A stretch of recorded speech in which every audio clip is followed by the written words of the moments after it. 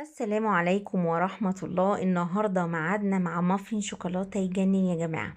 بيضتين وتلات ارباع كوباية لبن سخن، تلات ارباع كوباية سكر حبيبات، تلت كوباية زيت نباتي، تلت كوباية كاكاو باودر، معلقة كبيرة بيكنج باودر، ورشة فانيليا، وكوباية ونص دقيق. كل اللي هعمله هخلط المكونات على بعض، مش هعمل اي حاجة، مش هاخد اي وقت خالص، تقدري تعمليها بمنتهى السهولة. كوباية السكر حطيتها على اللبن ودوبت كويس جدا وحطيت معاهم الزيت. اوعوا تضيفوا البيض في المرحلة دي عشان ما يستويش ويعمل تكتلات.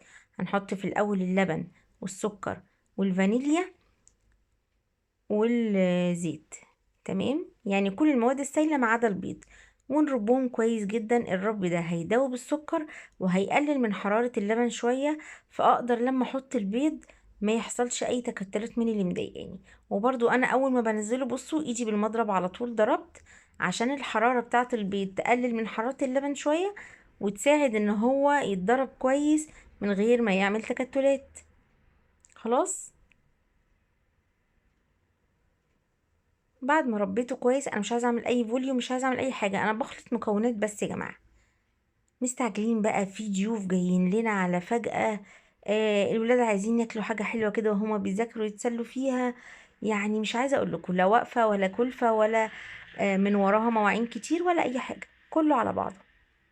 حطيت المواد الجاف زي ما انتوا شايفين ونخلتها كويس جدا، لان الكاكاو الخام لما بيقعد عندنا شويه بيعمل تكتلات صغيره كده من الرطوبه، فلازم اتاكد ان مفيهوش تكتلات عشان ما يضايقنيش وانا باكل، لانه مش هيدوب جوه العجين بالشكل ده، لازم انا انخله كويس.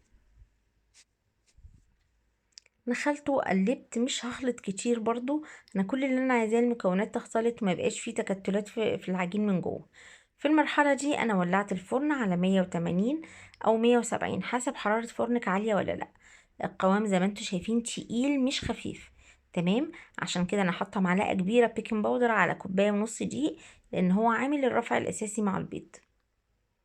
دي كوباية كرتون أنا بشتريها من مستلزمات الحلواني، موجودة كتير جدا وسعرها قليل جدا مش مكلفة. وطبعا نقدر نستخدم بدلها أي حاجة، قوالب الكب كيك السيليكون والعادية وأي حاجة. لما تيجي تملي التلات ارباع الكب، ما تمليهوش للآخر لأنه هيرفع قوي في الفرن، فعشان ما يفرش من بره ويتكب في الصينية ويضايقك، تلات ارباع الكوباية بس. هدخله الفرن، هيطلع زي ما انتوا شايفين حلو جدا. التشققات اللي انت شايفاها من فوق دي عامل اساسي من عوامل نجاح المافن، لو مش موجودة يبقى المافن بتاعك مكتوم. تمام، طبعا اقدر اكلها بالشكل ده زي ما انا عايزة، وحلوة جدا مع فنجان قهوة، كوباية شاي، حلوة قوي. لكن انا حبيت بقى اجود شوية كده، وشوية كريم شانتيه على الوش وسبرينكل وبسكوت لوتس مكسرون. تمام، الكريم شانتيه ده انا مش حاطه له سكر، هو خام. انا حطيت له معلقه كبيره صوص كراميل وضربتهم كويس مع بعض، فبقى الكريم شانتيه عندي بنكهه الكراميل. طبعا ممكن اعمل صوص فراوله، صوص شوكولاته على الكريم شانتيه وما اضيفش السكر، واضرب كويس جدا مع شويه ميه متلجه، هيبقى الكريم شانتيه بنكهات مختلفه. لو مش عايزه طبعا ممكن بكريم شانتيه عادي جدا. وممكن مع بعد ما اعمل كريم شانتيه بالصوص من فوق، بعد ما اعمل كريم شانتيه من فوق احط الصوص اللي انا عايزاه، توت، فراولة، شوكولاتة، كراميل، زي ما انا عايزة. التوبنج اللي على الوش ده زي ما انتوا عايزين، ده يرجع لذوقكم والولاد بيحبوا ايه. حطيت على الكريم شانتيه شوية بسكوت لوتس مجروش، او اي بسكوت عندي، اي حاجة عندك موجودة. ممكن شوية اوريو يا جماعة، هيبقى حلو جدا. تمام، وحطيت شوية سبرينكل كده عشان الولاد تفتح نفسهم للاكل، ولو في الضيوف يبقى برضو شكلها حلو وظريف وانتي بتقدميها. كل الموضوع ما اخدش معايا اكتر من نص ساعة، وطلعت. وعلى فكرة مش دي الكمية كلها، لسه في كمية تانية. تمام، هي طلعت معايا 8 قطع.